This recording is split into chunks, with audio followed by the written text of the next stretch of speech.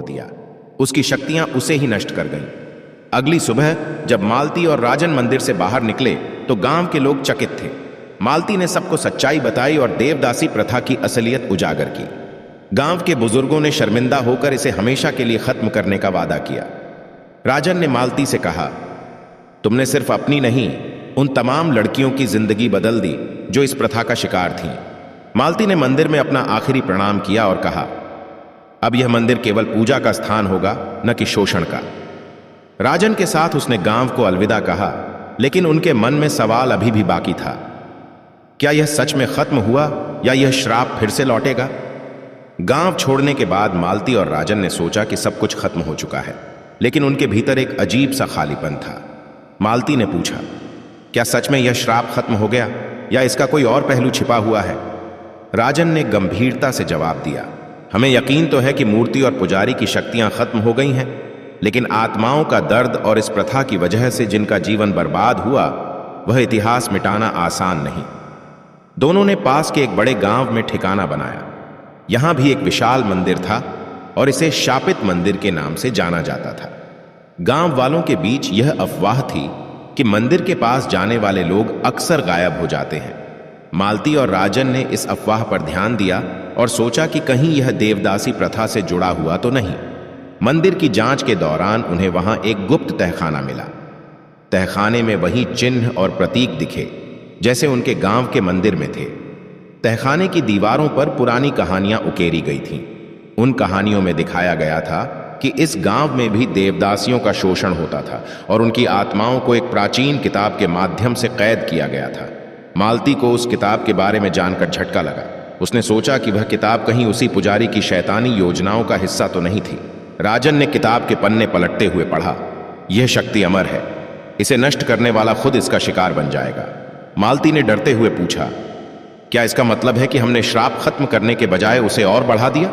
मालती के सपनों में देवदासियों की आत्माएं फिर से दिखाई देने लगीं। वे उसे चेतावनी दे रही थीं, तुमने हमें आजाद किया, लेकिन हमारी पीड़ा तब तक खत्म नहीं होगी जब तक इस प्रथा को जड़ से खत्म नहीं किया जाएगा। राजन के साथ भी अजीब घटनाएं होने लगी। वह जहां भी जाता उसके चारों ओर मंदिर की घंटियों की आवाज गूंजती थी। मालती और राजन ने यह तय किया कि उन्हें किताब के रहस्यों को उजागर करना होगा। उन्होंने पाया कि किताब में एक अंतिम अनुष्ठान का जिक्र था जो इस श्राप को हमेशा के लिए खत्म कर सकता था, लेकिन इसके लिए उन्हें अपनी आत्मा का बलिदान देना पड़ता। राजन ने कहा, यह श्राप खत्म करने के लिए हमें अपनी जान दांव पर लगानी होगी, लेकिन यह हमारा कर्तव्य है। राजन और मालती ने अनुष्ठान की तैयारी शुरू की। जैसे ही उन्होंने अंतिम मंत्र पढ़ा, किताब से एक काली शक्ति निकली और मंदिर के चारों ओर फैल गई। यह शक्ति न केवल पुजारी की थी, बल्कि उन सभी लोगों की आत्माओं की थी जिन्होंने देवदासी प्रथा में भाग लिया था। मालती ने अपनी हिम्मत जुटाई और किताब को जलाने की कोशिश की, लेकिन शक्ति ने उसे रोकने की कोशिश की। राजन ने अपनी जान की परवाह किए बिना उसे मदद की। आखिरकार किताब जल गई और उसके साथ ही काली शक्ति गायब हो गई। मंदिर की घंटियां अपने आप बजने लगीं और ऐसा लगा जैसे हर आत्मा को शांति मिल गई हो। मालती ने कहा, अब यह प्रथा इतिहास बन चुकी है। कोई भी लड़की अब देवदासी बनने के लिए मजबूर नहीं होगी। जब वे गांव छोड़कर जा रहे थे तो उन्होंने देखा कि एक छोटी लड़की मंदिर की ओर जा रही थी। उसकी आंखों में वही मासूमियत और डर था जो कभी मालती की आंखों में थी। मालती और राजन उस छोटी लड़की को देखकर रुक गए। मालती ने उससे पूछा, तुम मंदिर क्यों जा रही हो बेटी? लड़की ने सहमे हुए कहा, मुझे पुजारी ने बुलाया है। उन्होंने कहा है कि देवी ने मुझे चुना है। मालती और राजन के चेहरे पर भय की लकीरें खींच गईं। उन्होंने सोचा कि श्राप के खत्म होने के बाद भी प्रथा का नया रूप पनप रहा था। मालती और राजन ने लड़की को घर पहुंचाया और उसके माता पिता से बात की। माता पिता ने बताया कि गांव के लोग अब भी देवी की सेवा के नाम पर अपनी बेटियों को पुजारी को सौंपने को मजबूर हैं। उनकी मजबूरी थी धर्म का भय, अंधविश्वास और गरीबी। राजन ने गुस्से से कहा, क्या तुम नहीं जानते कि यह सेवा नहीं बल्कि तुम्हारी बेटियों के साथ छल है? पुजारी का असली उद्देश्य क्या है? लेकिन माता पिता ने निराशा से जवाब दिया, हम गरीब हैं। अगर पुजारी ने हमें श्राप दे दिया तो हमारा परिवार तबाह हो जाएगा। राजन और मालती ने समझ लिया कि यह प्रथा खत्म नहीं हुई, बल्कि अब इसे नया रूप दिया गया है। पुराने मंदिर की शक्तियां तो खत्म हो चुकी थीं, लेकिन नए पुजारी ने लोगों के अंधविश्वास का फायदा उठाकर अपना खेल शुरू कर दिया था। रात में मालती को फिर से सपना आया। इस बार वह सभी देवदासियों की आत्माओं को शांत और मुक्त देखना चाहती थी, लेकिन उन्होंने उसे चेतावनी दी, जब तक अंधविश्वास और लालच जिंदा है यह प्रथा खत्म नहीं होगी, इसे जड़ से उखाड़ना होगा। मालती ने राजन को बताया और दोनों ने यह तय किया कि उन्हें गांव के लोगों को जागरूक करना होगा। राजन और मालती ने गांव के प्रमुख लोगों को इकट्ठा किया और उन्हें सच्चाई बताई। उन्होंने देवदासी प्रथा के कारण हुए शोषण और पुजारी की साजिश का खुलासा किया, लेकिन कुछ लोग डर के कारण उनकी बात नहीं मान रहे थे। मालती ने दृढ़ता से कहा, अगर तुमने अभी सच नहीं देखा तो तुम्हारी बेटियां, बहनें और आने वाली पीढ़ियां भी इस नरक का शिकार होंगी। आखिरकार कुछ बहादुर महिलाओं ने मालती का साथ दिया। उन्होंने गांव में प्रचार शुरू किया और लोगों को समझाया कि यह सब धर्म के नाम पर किया गया धोखा है। जब पुजारी को पता चला कि दोस्तों, हमारी मेहनत का फल आप हमें सिर्फ एक क्लिक में दे सकते हैं। हमारे चैनल को सब्सक्राइब करें, लाइक करें और अगर आपका मन करे तो एक छोटा सा कमेंट भी कर दें। देखिए, हम आपसे पैसे नहीं मांग रहे हैं, बस आपका थोड़ा सा समय और सपोर्ट चाहिए।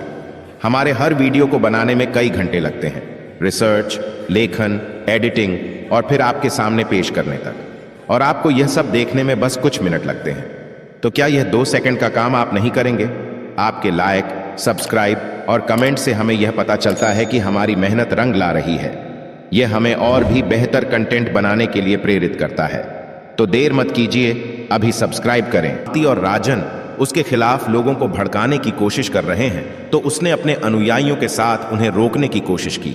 एक रात पुजारी ने मालती को धमकी दी, तुम मेरे रास्ते से हट जाओ वरना तुम्हारा भी वही हाल होगा जो बाकी लड़कियों का हुआ। लेकिन मालती ने हिम्मत नहीं हारी।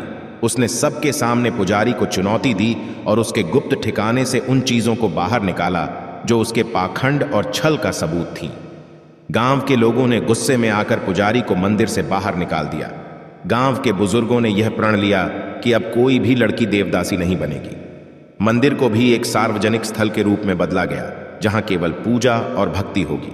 मालती ने सभी लड़कियों को एकजुट किया और कहा, यह हमारी जीत है, लेकिन हमें हमेशा सचेत रहना होगा। यह प्रथा तभी खत्म होगी जब हर लड़की अपने हक के लिए लड़ेगी और हर परिवार उसका साथ देगा। मालती और राजन ने गांव छोड़कर आगे बढ़ने का फैसला किया, लेकिन उनकी आंखों में उम्मीद थी कि जिस लड़ाई की शुरुआत उन्होंने की है वह कभी खत्म नहीं होगी। जब वे गांव से बाहर निकले तो उन्होंने आसमान में एक चमकता हुआ तारा देखा। मालती ने कहा, शायद ये उन आत्माओं का आशीर्वाद है जिन्हें हमने आजाद किया। गांव छोड़ते वक्त मालती और राजन को यह भरोसा था कि उन्होंने एक बदलाव की शुरुआत की है, लेकिन उनके मन में अब भी सवाल थे। राजन ने चिंतित होकर पूछा, क्या यह सच में खत्म हो गया या यह प्रथा किसी और रूप में लौटेगी? मालती ने गंभीरता से जवाब दिया, जब तक समाज में अंधविश्वास और लालच है, ऐसी प्रथाएं हमेशा छाया की तरह लौटेंगी। हमें अपनी लड़ाई जारी रखनी होगी। चलते चलते वे एक और गांव पहुंचे जिसका नाम था कृष्णपुर। यह गांव बेहद शांत और समृद्ध दिखता था, लेकिन वहां के लोगों के चेहरे पर एक अजीब डर झलकता था। मालती और राजन ने एक बुजुर्ग महिला से पूछा, आपका गांव इतना शांत क्यों है? यहां कोई त्योहार या उत्सव नहीं मनाया जाता? महिला ने घबराते हुए कहा, यहां की परंपरा है कि कोई भी औरत मंदिर के अंदर प्रवेश नहीं कर सकती। यहां देवी की पूजा सिर्फ पुजारी और पुरुष करते हैं। जो भी महिला मंदिर के अंदर जाती है वह गायब हो जाती है। राजन और मालती को समझ में आ गया कि यहां भी कोई गहरी साजिश छिपी है। उन्होंने इस रहस्य को सुलझाने का निश्चय किया। रात के समय वे मंदिर के पास गए और देखा कि मंदिर के अंदर से हल्की रोशनी आ रही थी। जब वे अंदर पहुंचे तो वहां के पुजारी मंत्र पढ़ रहे थे, लेकिन यह कोई साधारण पूजा नहीं थी। वहां मंदिर के नीचे एक और तहखाना था और उसमें से अजीब सी आवाजें आ रही थीं। मालती और राजन ने तहखाने में उतरने का फैसला किया। नीचे का दृश्य देखकर उनके रोंगटे खड़े हो गए। वहां महिलाओं की मूर्तियां बनी हुई थीं, जो असल में उनकी जीवित आत्माओं को पत्थर में कैद करने का एक तरीका था। मालती ने एक दीवार पर एक शिलालेख पढ़ा जिसमें लिखा था, यहां देवी की पूजा के लिए हर 100 साल में एक बलिदान जरूरी है। इस बलिदान से देवी जागृत होती हैं और गांव की समृद्धि बनी रहती है। राजन ने गुस्से में कहा, यह देवी की पूजा नहीं बल्कि शोषण और हत्या है। हमें इसे खत्म करना होगा। जैसे ही वे तहखाने से बाहर आए, पुजारी ने उन्हें देख लिया। उसने अपनी ताकत से उन्हें रोकने की कोशिश की और कहा, तुमने जो देखा है वह गांव की भलाई के लिए है। अगर तुमने इसमें दखल दिया तो इसका श्राप पूरे गांव पर पड़ेगा। लेकिन मालती ने दृढ़ता से जवाब दिया, श्राप का डर दिखाकर तुमने लोगों को बेवकूफ बनाया है। यह प्रथा अब खत्म होगी।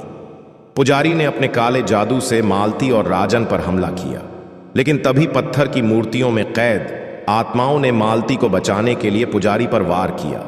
उन आत्माओं ने पुजारी से कहा, तूने हमें कैद किया, लेकिन आज हम तुझे तुम्हारे पापों की सजा देंगे। आत्माओं की शक्ति से पुजारी खत्म हो गया और तहखाना ध्वस्त हो गया। सभी आत्माएं आजाद हो गईं। मालती और राजन ने गांव वालों को यह सच्चाई बताई। उन्होंने उन्हें अंधविश्वास से मुक्त होने के लिए प्रेरित किया। गांव के लोगों ने यह तय किया कि अब कोई भी बलिदान नहीं होगा। मालती और राजन ने एक बार फिर एक गांव को बचा लिया, लेकिन उन्हें समझ आ गया कि यह उनकी आखिरी लड़ाई नहीं थी। राजन ने कहा, हमें यह सुनिश्चित करना होगा कि हर गांव अंधविश्वास से मुक्त हो। यह लड़ाई लंबी है, लेकिन जीत हमारी होगी। मालती ने मुस्कुराते हुए कहा, हम जहां भी जाएंगे बदलाव लेकर आएंगे। पुजारी के अंत और तहखाने की बर्बादी के बाद गांव में एक नई ऊर्जा महसूस हुई। वर्षों से दबे हुए चेहरे अब मुस्कुराने लगे। लोग अपने डर से आजाद हो गए। गांव की सबसे बुजुर्ग महिला ने आगे बढ़कर कहा, हमने हमेशा देवी के नाम पर बलिदान दिए और डर में जिए। अब समझ आया कि यह सब केवल हमारा भ्रम था। देवी पूजा प्रेम और भक्ति से होती है, बलिदान से नहीं। गांव वालों ने एकमत होकर फैसला किया कि अब किसी भी महिला को मंदिर जाने से रोका नहीं जाएगा। सभी ने मिलकर मंदिर का पुनर्निर्माण किया और पहली बार महिलाओं को भी पूजा में शामिल किया गया। मालती ने पूजा के बाद कहा, असली भक्ति वह है जो इंसानियत को बढ़ावा दे। डर, छल और शोषण का धर्म से कोई लेना देना नहीं।